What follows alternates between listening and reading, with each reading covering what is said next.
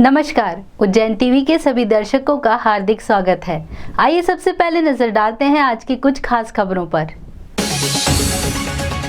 भोपाल के सरकारी अस्पताल में आग से 5 बच्चों की मौत के बाद उज्जैन में भी हुआ प्रशासन सक्रिय। चरक भवन में की जांच, पाई गई खामियां।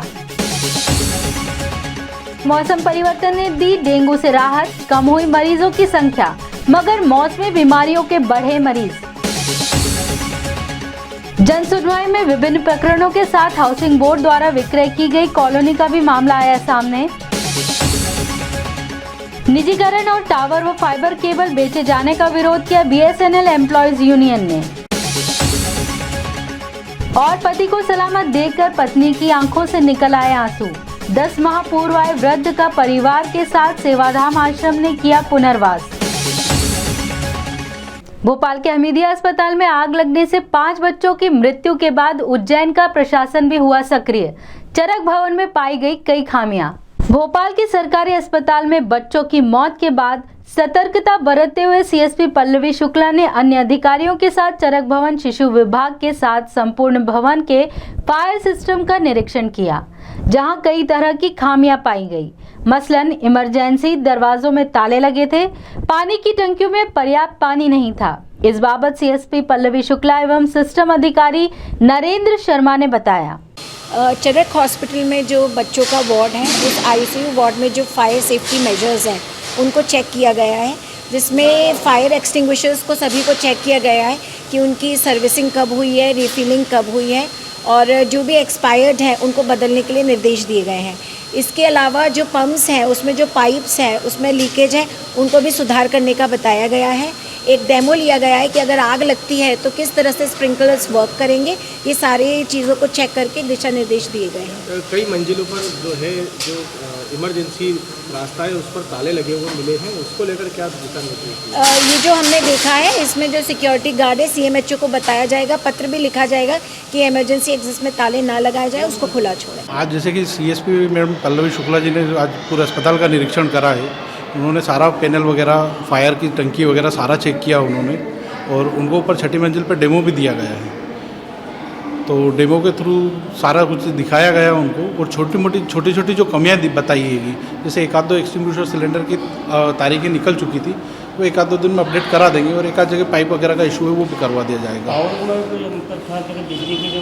हाँ, वही थोड़ी सी उसमें प्रॉब्लम है बैटरी की, वो हो जाएगा एक आध दिन में। छोटी मोटी चीज़ें हैं, बाकी वैसा कुछ बड़ा नहीं है। बाकी पंप रूम वगैरह उनको सारा कुछ चेक करा दिया गया है आज, तो वो बाकी ओके अपडेट है। इमरजेंसी गेट पर ताला लगे तो उसके लिए क्या?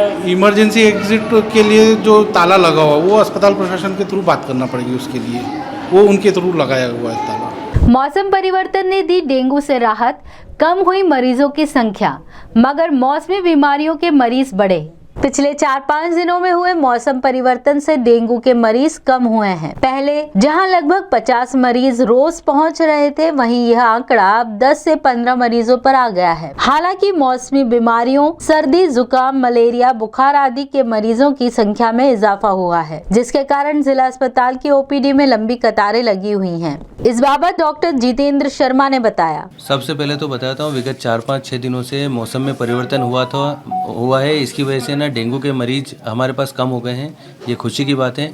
डेंगू का पीक सीजन थोड़ा सा कम हो गया है। जहां हमारे पास अमूमन एक दिन में 50 से 60 डेंगू के रोगी आते थे, अब वो सीधे 10 से 15 के करीब हो गए हैं। हालांकि इसमें मौसमी समस्याओं में मतलब थोड़ा सा बढ़ोतरी हुई है। तो मौसमी जो समस्या है, चाहे सर्दी, खांसी, बुखार, मलेरिया या वायरल फीवर हो, प्रिकॉशन अमूमन सभी समस्याओं में एक ही लेना है कि थोड़ा खान पान का विशेष ध्यान रखें, प्लस गर्म पानी का सेवन करें। प्रत्येक मंगलवार को जारी जन सुनवाई में विभिन्न मुद्दों को लेकर पीड़ितों ने आवेदन सौंपे। नगर निगम की हठधर्मिता भी आई सामने। जन सुनवाई में अपने अपने मामलों के निराकरण की आस लिए लोग विभिन्न विभागों में पहुंचते हैं। पुलिस से संबंधित मामलों के लिए पुलिस अधीक्षक कार्यालय पर आवेदकों की भीड़ देखी गई। वहीं कोठी पैलेस स्थित बृहस्पति भवन में कलेक्टर के साथ जिला पंचायत सीईओ व अन्य अधिकारियों ने आवेदन स्वीकार किए। इसी दौरान इंदिरा नगर में हाउसिंग बोर्ड द्वारा ऑक्शन में दी गई कॉलोनी में कोर्ट के डिसीजन के बाद भी नगर निगम द्वारा नक्शे पास नहीं करने का मामला सामने आया। इस संबंध में पूर्व पार्षद संतोष व्यास ने बताया। देखिए, क्या 2015 में हाउसिंग बोर्ड ने कॉलोनी इंदिरा नगर कॉलोनी के कुछ प्लॉट ऑक्शन में निकाले थे, और प्लाट होल्डर्स ने ऑक्शन में प्लाट खरीदे थे। 2015 के बाद में 2016 में सिंहस्थ आया। सिंहस्थ के समय में वो जो लैंड था उस लैंड पर पार्किंग बनाई गई और उस समय भी लोगों को पोजीशन प्लॉट के दिए नहीं गए। और उसके बाद में 2016 में ही एक 2017 के एंड में एक मतलब पहले से एक चली आ रही PIL चल रही थी और हाउसिंग बोर्ड ने ये कॉलोनी बेच दी। और बेचने के बाद में 2017 में जब PIL का रिज़ल्ट आया तो रिज़ल्ट में ये था कि जितने भी 79 प्लॉट्स होल्डर थे उनकी सबकी रजिस्ट्रियाँ हाई कोर्ट की डबल बेंच ने शून्य कर दी। और शून्य करने के बाद में ये स्थिति बनी कि आज तक लोगों को न तो प्लॉट मिले हैं, लोगों को फाइनेंस जो चूँकि हाउसिंग बोर्ड ने जो कॉलोनी थी वो मल्टीनेशनल जो बड़ी ये बैंकें थी, नेशनलाइज जो बैंकें थी, वहाँ से लोगों ने फाइनेंस कराया और वहाँ से फाइनेंस करवा के और लोगों ने प्लॉट फाइनेंस कराए थे। और आज तक लोग प्लॉट की किस्तें भर रहे हैं और न तो लोगों को प्लॉट मिले हैं। सुप्रीम कोर्ट से राहत मिलने के बाद में भी प्लाट होल्डर के फेवर में डिसीजन आने के सुप्रीम कोर्ट से डिसीजन आने के बाद में भी आज भी नगर निगम ये कह रही है कि ये कॉलोनी हमारे हैंडओवर नहीं है और ये कॉलोनी अवैध है। राष्ट्रीय मुद्रीकरण पाइपलाइन के विरोध में BSNL एम्प्लॉयज यूनियन ने किया प्रदर्शन और बड़े आंदोलन की चेतावनी भी दी। इंकलाब जिंदाबाद जिंदाबाद। निजीकरण धोखा है, धोखा है, धोखा है। BSNL के टावरों को बेचने की साजिश नहीं चलेगी, नहीं चलेगी। BSNL के टावरों को बेचने की साजिश नहीं चलेगी, नहीं चलेगी। हड़जोड़ जुल्म की टक्कर में संघर्ष हमारा नारा है। सरकार द्वारा BSNL का निजीकरण किए जाने, टावर व फाइबर केबल बेचे जाने के विरोध में एम्प्लॉयज यूनियन ने नारेबाजी कर प्रदर्शन किया और कहा कि हम निजीकरण का विरोध करते रहेंगे और यह भी कहा कि मांगे नहीं माने जाने पर भोपाल में जंगी प्रदर्शन करेंगे। इस संबंध में यूनियन के जिला सचिव मनोज शर्मा एवं AIDPS के जिला सचिव KC धवल ने बताया। आज BSNL के वो तमाम कर्मचारी और जितने भी पेंशनर साथी हैं उन्होंने पूरे देश भर में आज प्रदर्शन किया है। भारत सरकार के द्वारा जो राष्ट्रीय मुद्रीकरण पाइपलाइन जो योजना लाई गई है, जिसके तहत ना सिर्फ BSNL बल्कि तमाम विभागों, सरकारी विभागों के संपत्तियों को औने पौने दामों में निजी कंपनियों को सौंपने की जो साजिश है उसके विरोध में हम प्रदर्शन कर रहे हैं। BSNL के तारतम्य में 14,917 जो हमारे टावर हैं वो निजी कंपनियों को सौंपने की तैयारी सरकार की है राष्ट्रीय मुद्रीकरण पाइपलाइन के ज़रिए। और साथ में 2,86,000 का जो हमारी ऑप्टिकल फाइबर केबल है उसको भी वो निजी हाथों में सौंपने जा रहे हैं। ये दोनों चीज़ें यदि BSNL के पास से चली जाएगी तो ये BSNL का अस्तित्व संकट में आ जाएगा। इसके लिए हमने आज राष्ट्रीय मुद्रीकरण पाइपलाइन योजना के विरोध में जो हम प्रदर्शन कर रहे हैं उसका आज पहले चरण में हमने यहाँ नारेबाजी की है। आगे की गतिविधि क्या रहेगी आपकी? जो भी राष्ट्रीय स्तर पर जो भी निर्णय होगा BSNL को बचाने के लिए जो भी ज़रूरी उपाय कदम होंगे यूनियन के द्वारा वो उठाए जाएंगे। आपका नाम? मनोज शर्मा, जिला सचिव BSNL एम्प्लॉयज़ यूनियन। हमारी मांगे मेन चीज़ ये है कि जो सरकार हर विभाग को प्राइवेट करने जा रही है तो प्राइवेट ना करें, क्योंकि आगे बच्चों का भविष्य का सवाल है जिन्हें नौकरियां नहीं मिलेगी। दूसरा, हमारा जो BSNL है इसके टावरों को बेचने की तैयारी चल रही है, एयरपोर्ट को बेचने की तैयारी चल रही है, खनिज विभाग, रेलवे, तो इन सब के खिलाफ हम लोग आज ये विरोध प्रदर्शन कर रहे हैं और आगे भी करते रहेंगे।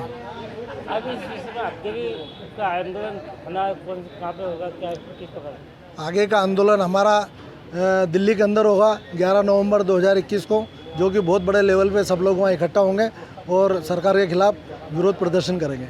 आपका नाम और पद? KC धवन, AIBDPS जिला सचिव।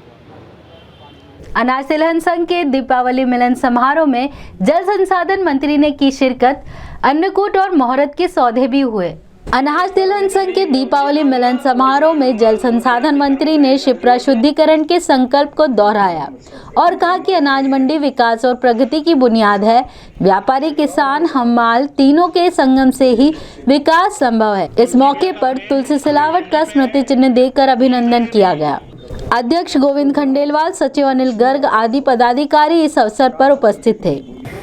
क्योंकि मंडी विकास और प्रगति के बुनियाद है, उसमें व्यापारी, किसान और हमाल ये तीनों का संगम है। जब तीनों मिलकर समन्वय के साथ, सामंजस्य के साथ काम करेंगे, मंडी का चौमुखी विकास होगा। फिर से मैं आपके माध्यम से सभी अन्नदाताओं को, व्यापारी भाइयों को, भाइयों और बहनों को दीपावली की बहुत बहुत बधाई। शुभकामनाएं। दीपावली मिलन समारोह के पश्चात अन्नकूट का आयोजन गणपति मंदिर में 56 भोग लगाकर किया गया। इस दौरान आयोजित कार्यक्रम में सांसद अनिल फिरोजिया, विधायक रामलाल मालवीय ने शिरकत की। कि 2 साल बाद सभी ने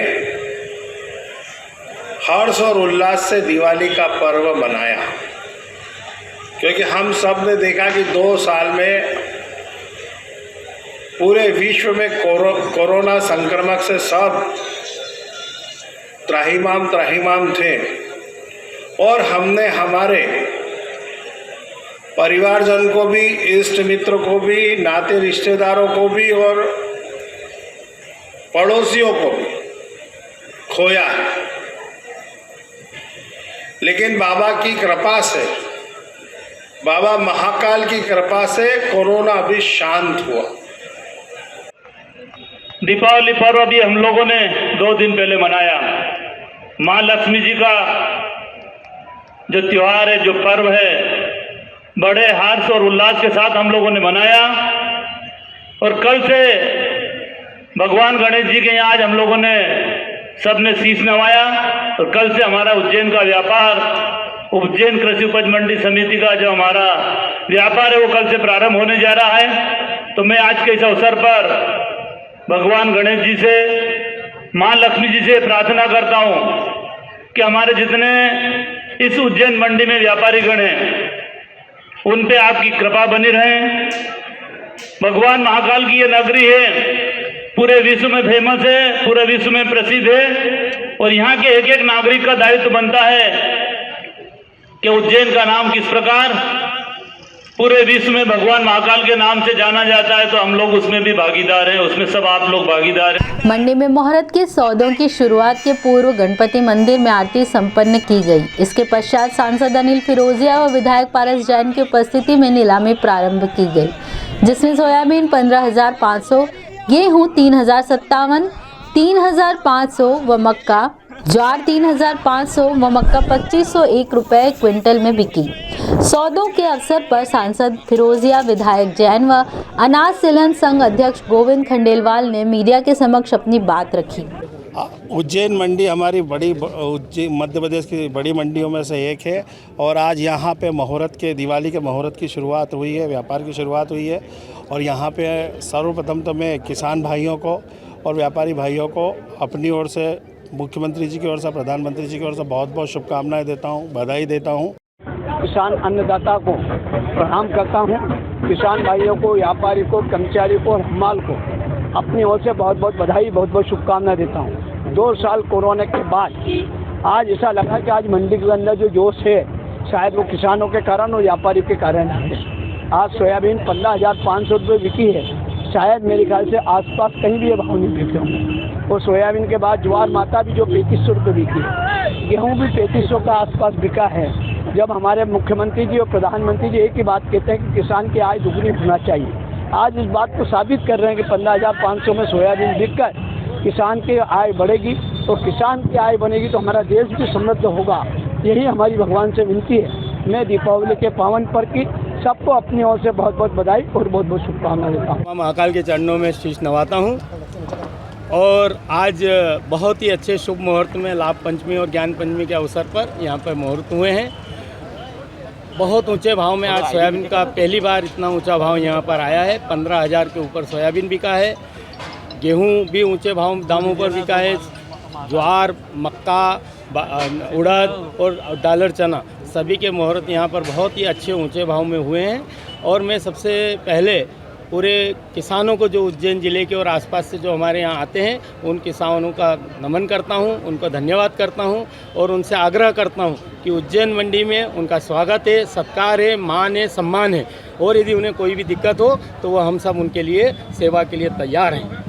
पति को सलामत पाकर पत्नी की आंखों में भर आए आंसू। 10 माह पूर्व आए वृद्ध का परिवार के साथ सेवाधाम आश्रम ने किया पुनर्वास। अंकित ग्राम सेवाधाम आश्रम के संस्थापक सुधीर भाई गोयल ने बताया कि 72 वर्ष के वृद्ध रामेश्वर प्रसाद बड़ी दयनीय स्थिति में सेवाधाम आए थे। आश्रम की सेवा शुश्रूषा से स्वस्थ होकर उन्होंने इंदौर निवासी अपने परिजनों के बारे में बताया। सुधीर भाई ने जब उनके पूरे परिवार को आश्रम बुलाया तो उनकी पत्नी शुगनबाई अपने पति को स्वस्थ पाकर भाव विभोर हो गई। पुनर्वास के अवसर पर पूर्व संभाग आयुक्त आनंद शर्मा एवं कलेक्टर आशीष सिंह की विशेष उपस्थिति रही। उन्होंने उपहार व मिठाई प्रदान कर वृद्ध को अपने परिजनों के साथ पुनर्वसित किया।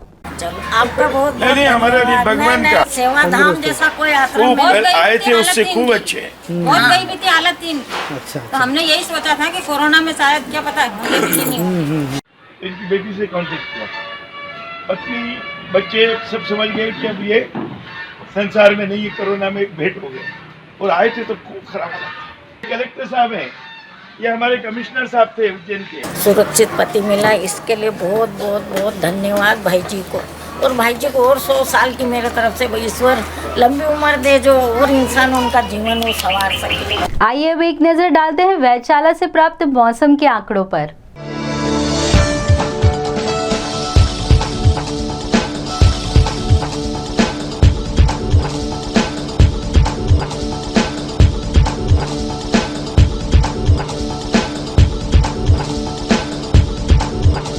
अंत में प्रमुख समाचार एक बार फिर।